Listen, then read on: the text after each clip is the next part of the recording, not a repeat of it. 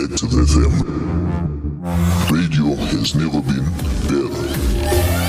We interrupt your regular programming to a word from Avatar: Way of the Water. Yeah, so we saw it on... We saw it. It was released to the public. She saw it. Yes. And then I had it available, and then I watched it. And then I was like, we have to interrupt our Guy Ritchie marathon. Sherlock Holmes, because we were in the middle of Yes. Sherlock Holmes.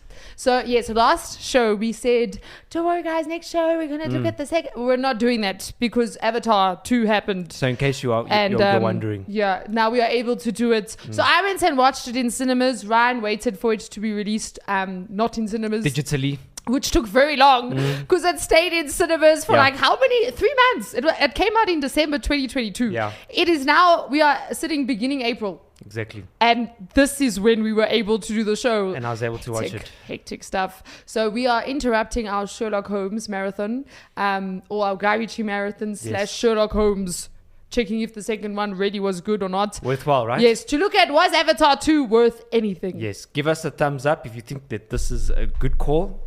And if you think that it's not a good call, give us a thumbs up and comment below. Tell us why you don't think it's a good call. Tell us why. We want to Yes. know. We are interested. But we are looking at Avatar: Way of Water. Oh, this is the movie show, by the way. I am Sash. My name is Ryan. And you're listening to Active FM. And we are kicking it off. We are. So Avatar is a 2022 film, a sci-fi action that is 3 hours and 12 minutes in length. Yep. Very lengthy film. Very lengthy I don't know how film. you stuck through it. Oh no, I loved it. I Yeah. went and watched it in cinemas, and before watching it in cinemas, I rewatched the first Avatar to like make sure I was like up to scratch. I was going to say, it started off, I'm like, okay. I don't remember the first one. Oh wow. So you went into it like blind. Yes. And I was just like, I'm guessing that, and I'm guessing that. Were you fine though? No, I was. Okay, so you did need to look at the Avatar universe is quite a extensive universe, and it's very complicated. In fact, I have some very interesting facts about the script writing process that James Cameron went through. So that actually shows. With Sherlock Holmes, Guy Ritchie said that he wanted the sequel to feel like it wasn't a sequel, but that like if you hadn't watched the first one, you would have been fine. Not yet. Obviously not with Avatar, yeah. So go watch the first Avatar. It literally, like if you have an entire day, you can go watch the first one and then slap on the second one from the looks of it, and you feel like you watched one whole movie. Because when it starts the second one, it's really like starts, in a slap bang yeah. of like, you're like... Yeah, which is interesting for a sequel, not necessarily for a sequel, because most sequels will like start off like straight off the bat of the first movie. But this sequel... I mean, the first film came out in 2009. Like, that was a long time ago, you know? So when sequels have that much time in between, they kind of don't start off from, like, where the last movie left off. Like, we see they did that with Top Gun Maverick. Top Gun came out years ago. Top Gun Maverick comes out, and they actually add on the years. They don't... Yeah. I suppose that one, because that was a lot longer. Yeah. But, like, this, they literally start off with, this is what happened at the end of Avatar 1. And this is what happened just after Avatar 1. And now we are going into Avatar 2. Yeah. Crazy, crazy, crazy. This film was nominated 120 times. Obviously, we've just gone through film award season, starting with the Golden Globes. I think it ends with the Oscars. I think that's the last one. But it was nominated not for 120 Oscars, as in so all of the different film award ceremonies. When you put it that amount of times, I feel like there's a Avatar poster with a nomination button, and like they broke that button. They broke it. Although I do think the first one definitely won more Oscars than this one. Yeah. But the Oscars this year, I don't know. Do you know what won the most Oscars this year? Avatar. No, Everything Everywhere All at Once. Oh yeah, that's right. It took everything. It took everything everywhere all at once. Right. Literally, that was Great. they prophesied it into award season by their film. Look, I understand because remember when we did it, there were like 4 CG artists that were like all learned how 7 to guys. do stuff on YouTube. So I suppose okay, but yeah. Anyway, so Avatar, out of the 120 nominations, it won 61 times, which I mean is pretty good, and it won 1 Oscar, and the Oscar was for VFX. That's what it won for. Well, visual it is crazy. Yeah, no, if it VFX. didn't win for VFX. And 2 companies were involved, eh? Weta. 2 of our favorite ones. Well, I know What was the Weta, second one? ILM. Oh, okay. Yeah, Ah. yeah. And for me, ILM is one of the best. And an upcoming movie show, I will prove that to you. Yes. There we go. An upcoming movie show. I don't even know what he's talking about. Yes. This is intense. You don't know what I'm Ryan talking about. has like a... So you want to check out our next show. But wait a second. Let's finish this show first. Yes, Whoa. let's wait for next week, right? Okay, so the cast, obviously there were a lot of actors that reprised their roles. My favorite character. I was looking out for him. In Avatar is Sam Yes. Ruth. I love Yeah. Jake Sully. He's my character, man. Like he's my favorite character. I thoroughly enjoyed his dreads. Like his dreads were gangster. What's crazy in this film, you don't see much of the real actors. No. And from what I've gathered, like, okay, tell me how far off I am. From what I gathered, and I remember what I remember very lightly from the first one is that it's like these people in the real world, and they go into this like realm thing, whatever, this avatar thing. And from what I gathered from this one, the longer they stay there, the more their bodies like they become like they don't come out of this thing or something. So what happened in the first one was Jake Sully's character, he was a soldier and he had lost his legs. That's basically. right. So he was paralyzed and in a That's wheelchair, right. yes.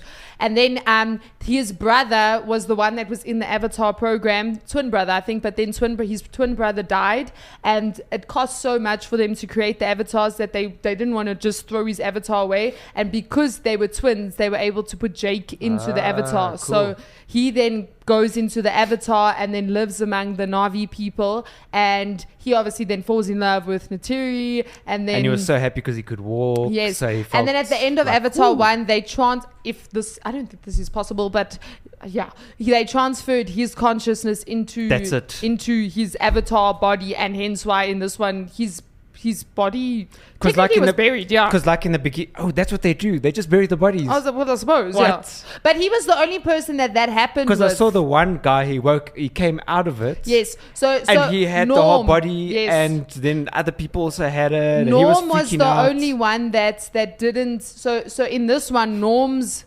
avatar is still an avatar. He's in other words, he remained human, whereas Jake, as far as I know, is the only person who did. They tried to do it with Sigourney Weaver's character in the first one because she was dying, Yeah. but they didn't get it right. But then So she obviously died? she died, Ah. and in this one, her daughter Kiri, Kiri, No.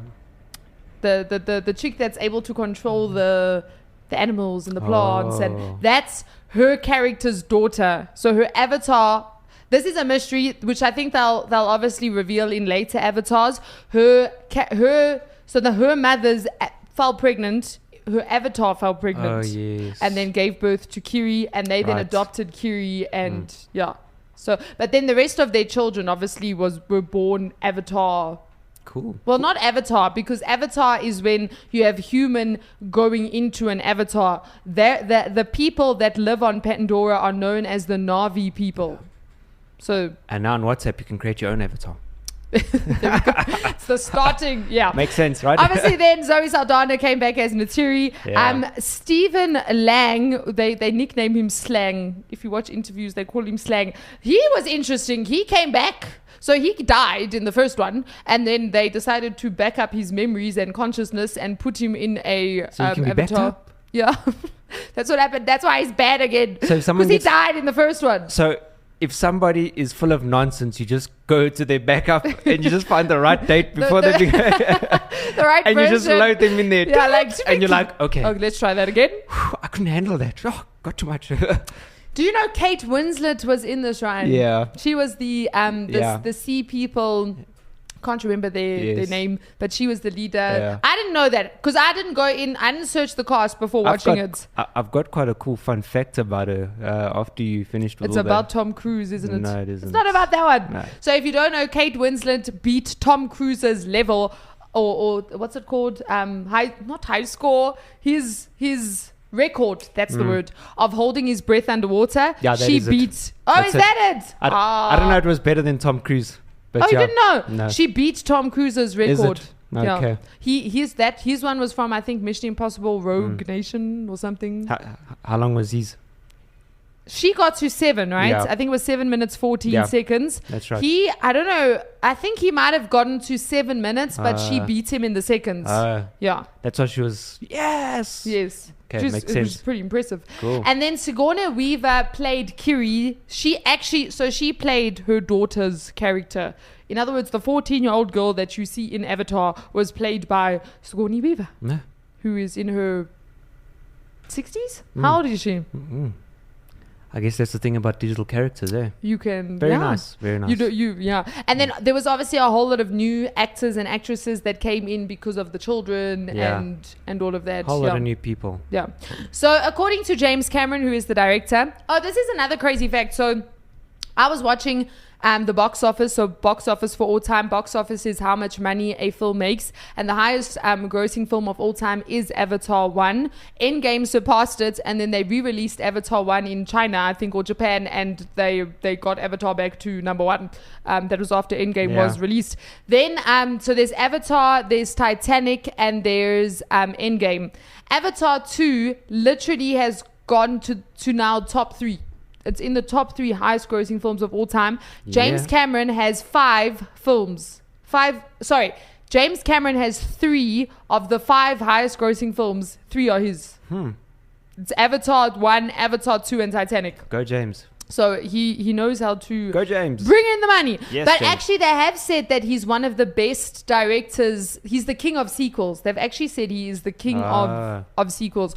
So according to him, the Avatar sequels were such a massive undertaking that he divided 4 scripts, right? That's 4 sequels. Yes, I just said 4 scripts. Between the writing team of Rick Jaffa, Amanda Silver, Josh Friedman, and Shane Salerno. That one. Yeah, him. And he then explained that the process when they were writing the scripts was they met for 7 months. This was after Avatar 1 came out, because the success of Avatar 1, they immediately, back in 2009, announced the fact that they were going to make a sequel. It's not that they didn't decide in 2019, okay guys, it's 10 years since we released Avatar 1, do you think we should do it? No, like literally they started back then in 2009. But he says, I think we met for 7 months and we whiteboarded out every scene in every film together. Every scene in every... Like, that's and I'm sure they backed that up, right? On a whiteboard. Photographs. Well, yeah, probably. It was probably a digitalized whiteboard. And then he says, I didn't assign each writer which film they were going to work on until the last day, because I knew if I assigned them their scripts ahead of time, they'd tune out every time we were talking about the other movie, which is actually a very good idea, because you've gotten this like perfect collaboration now between... Yeah. And then... not only did James Cameron shoot 2 full Avatar sequels at once. So in other words, Avatar 3 has been filmed already. So they filmed 2 and 3 at the same time. But he also waited to start filming until all the scripts for Avatar 2, 3, 4, and 5 were complete. Well, there you go. That's why it took so long. Well, so in other words, he told Collider that his model was similar to what Peter Jackson did with the Lord of the Rings trilogy. They took that chance to launch on all 3 of those films. And then he said they had the books mapped out. So, basically Peter Jackson could always show the actors the books if he needed to know their character arc, etc. James Cameron, this was with Lord of the Rings, however Avatar doesn't have books, so he felt that he needed to do the same, and so he had to play this as if the books already existed, and the only way for them to do that was to write all of the scripts and let the actors read all of the scripts and see where their characters were going and what it all meant. Not that that's actable in the moment, but I think this is James Cameron speaking. I think that it's something that the actors could work into their preparation for their characters. So, in other words, James Cameron wrote Avatar 2, 3, 4, 5. Done. Before they started filming Avatar 2 and 3. Plus, all the actors know. So this is something that like the Marvel Cinematic Universe doesn't do. They give... I mean, if you look at Endgame, like some of the actors didn't get the entire script. Literally. Which... I understand you're trying to stop spoilers, but from an actor's perspective, like you're really limiting your actors. Whereas James, I watched an interview with Sam Worthington and Zoe Saldana, and the interviewer said, do you know what happens in the end? And they both said yes. And then like Zoe said, James isn't all about the secrecy. Like he wants you to know because he believes that it's your right as the actor to actually know so that you can bring what you need to bring to the, not hating on MCU, because obviously Zoe Saldana is already in the MCU, but yeah, so they weren't hating on that. But in other words, there is a 13-year gap between the first Avatar film and this film, giving it one of the longest development times, as it was announced almost immediately after the success of Avatar 1. So the gap, it wasn't like they were on production break for 13 years. They've actually been working on Avatar since 2009, working on 4 scripts. Obviously, the first one's already come out, so they were working on 2, 3, 4, and 5. And only once the scripts were complete did they decide to go ahead with shooting. And now they've shot 2 and 3. They're obviously currently working on the 3rd film because that's to be released in 2024. And then they'll continue with 4 and 5. Sure. So James has been busy, man. Well, there you go. And we actually, like, what films from him have we received in the last, like, we haven't really received much from James Cameron. And it's obviously because he's been hard at work. Writing. Yeah, writing and prepping and like 3-hour films. Yeah, which is very intense. Very, very crazy. Yeah. Crazy. Ryan, what did you think of the film? Like I said, you know, I think this is the experience where, like, if you're a Star Wars fan, you've watched from the first one. Then you've watched all the other films that have followed, and every one you've like been a fan and they're brilliant and all that. But if you haven't watched all the other ones, then it's kind of like, oh, okay, yeah, no, I kind of understand the story, great, you know. Yeah. And I think what makes this such a great film is because of the fact that probably like are you attached to the characters or? Yes. Yeah. So that's what it is. Man. My heart. And it's exactly the same thing with Star Wars. Where with me, I can't really remember the first one. I'm not really attached to any of the characters. I watched it and I was like, yeah, okay. I'm actually glad you didn't watch the first one, right? Because like, so I loved it. When I watched it, I loved it. I was like, yay, good job, James. Like, good going. And then they would say there's 3. And also, I don't know if you know this, but James Cameron said if the second one didn't do well, he was going to release the 3rd one and stop there. Like, he wasn't going to go further. But obviously, the second one has done like insanely well. So now he's going to continue with the franchise. But I've heard a lot of mixed reviews from the film. So like some people have said that the fact that they brought back the same villain from the first film was like, for me, it's just like, you know, like it makes Star Wars is the same. Yeah. And I suppose, okay, I'm not a Star Wars fan, but I mean, I haven't watched the Star Wars franchise. And if I did, I think you're more of a Star Wars fan than I am. Definitely, yeah. So I think if I just haven't watched the first one, whereas with Avatar, I wanted to rewatch the first movie because I watched it in 2009. In fact, I remember going to cinemas and watching it, but like, I was first of all younger then, like, so like, didn't really, you know how you don't grasp everything. And then also I'd forgotten a lot of things. So I actually wanted to be prepared for the sequel. So I rewatched it. But like the fact that you've said you didn't, and you know, it was good, but it obviously, it shows that if you love the franchise, you'll love the movie. Exactly. And you won't even mind them bringing back a villain. That's because like, you love the movie. And yeah, in the universe, it makes sense what they did. Like, they made sense of him coming back as a villain. So personally, for me, I wasn't too perturbed by him being the villain. It made the stakes of the film even higher because you knew that the person coming after Jake had history with Jake. Yeah. So it wasn't just... And you understand how dangerous he is. Exactly. So... The return of a foe. And the other thing that I loved was the music. And I don't know if you noticed it, Ryan. You probably didn't. But the music was... They brought back the music from the first film. Oh, is it? Yes. Wow. So like it was brilliant. Because now it brings back all of those emotions from the first film. And so when the humans arrive back on Pandora, they play the exact same song as when in the first film they destroy Home Tree. It was the same song. Exact same song. And you're just like, oh my goodness, they're back. They're doing it again. All again. Just because the music is playing and it's the same. And then obviously like later on, and I don't know if you picked this up, but even the way they ended it, they ended it the same as they ended the first film. So at the first film, so you know the Avatar 1 ends with Jake's consciousness being transferred, and the camera like zooms in on his avatar's face, and it ends with his eyes opening. That's exactly what happened in this one. Don't know if you remember. Cool. But yeah, I was like, they're gonna do. There was one of those, you know, like I am Iron Man moments where you can almost like, he's gonna say I'm Iron Man. It was one of those moments. Yeah. So I personally thoroughly, I enjoyed it. An attachment to the character. Yeah, definitely. But I think I also enjoyed it because I love Jake. I think I'm attached to that character. And so like, you know how when you love a character, it doesn't matter like what they do, if they bring back the villain, it does like for you enjoyed it. And so I think that's I was looking more at the visual effects and you know, especially because I mean, how much underwater stuff was done in the first one? None. Okay.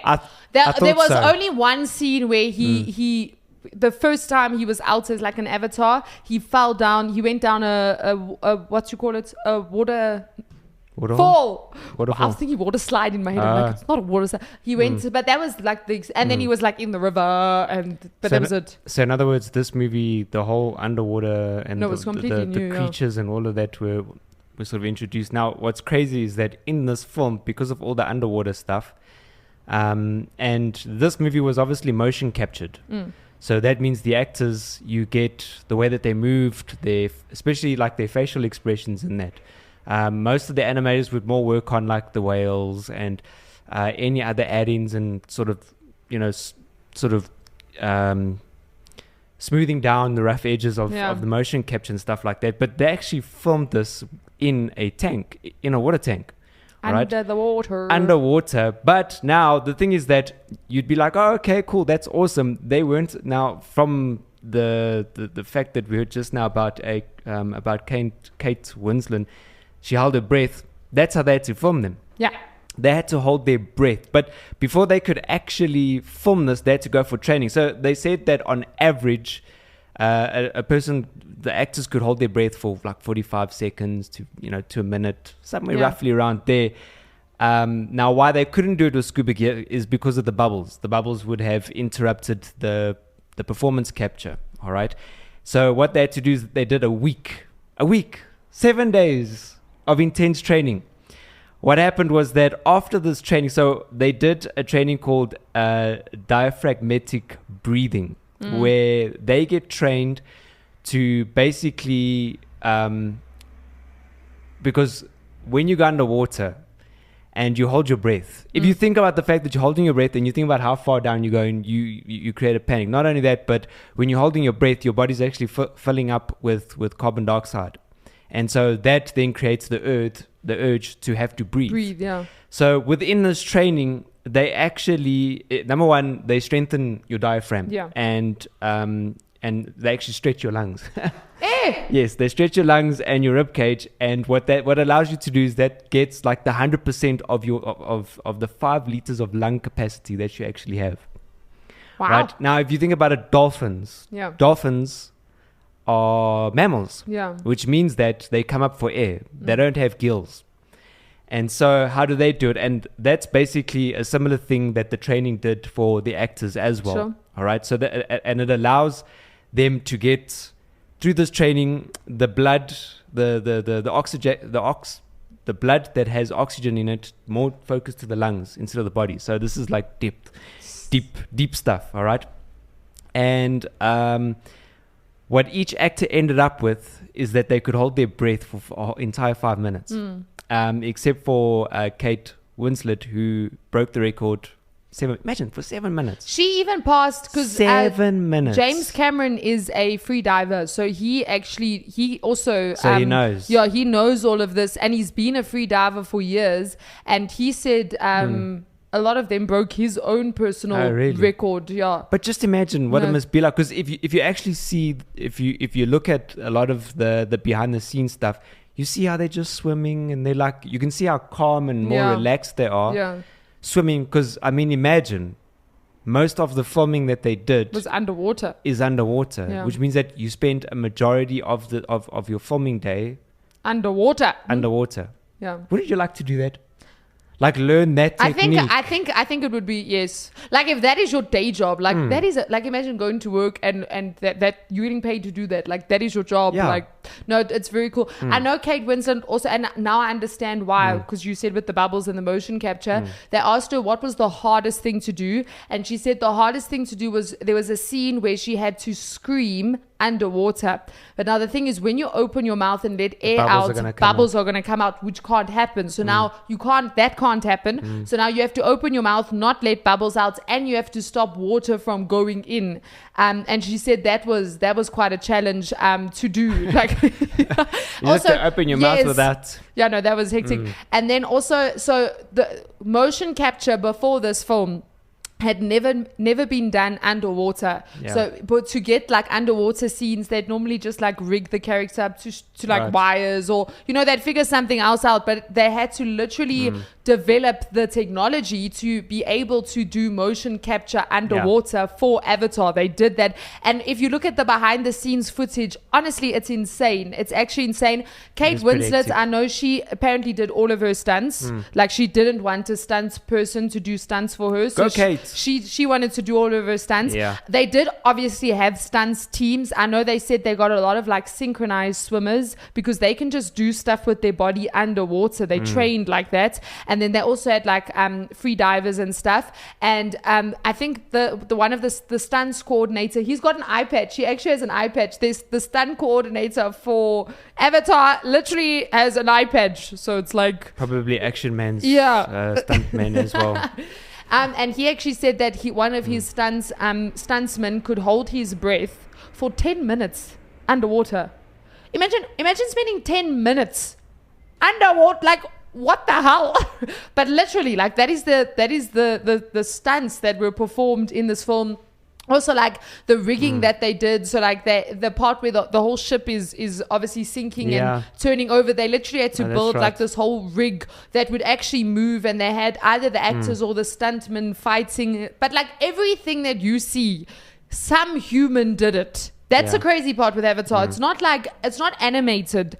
Everything that you see was first done by a human, and then all it was translated into this world that is Pandora. That's it. But everything that you see is which is insane. It honestly, it really, I respect the Avatar movies for what they accomplish personally, because they really do just great. And then when asked if there was a particular shot or scene or character that was the most difficult, Weta supervisor Joe Letteri stated that the very first scene we did was the dialogue scene where Jake and Letteri were in high camp and Jake is trying to convince her to leave. I don't know if you remember that scene. It was right in the beginning of the movie. And that was the first scene that they worked on, like digitally.